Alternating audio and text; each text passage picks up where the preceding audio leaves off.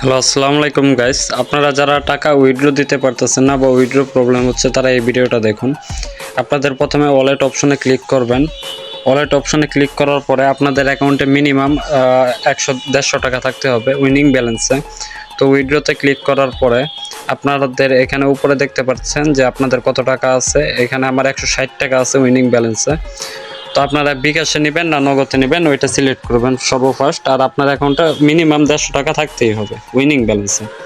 তো আমার 160 টাকা আছে, এই কারণে আমরা দিয়ে দেবো।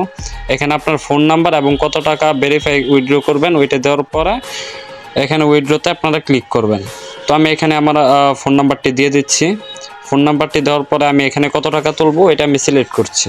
করার পরে আমি যেহেতু বিকাশে দেবো, তো বিকাশে সিলেক্ট করার পরে আমি এখানে উইথড্রতে ক্লিক করে দেবো।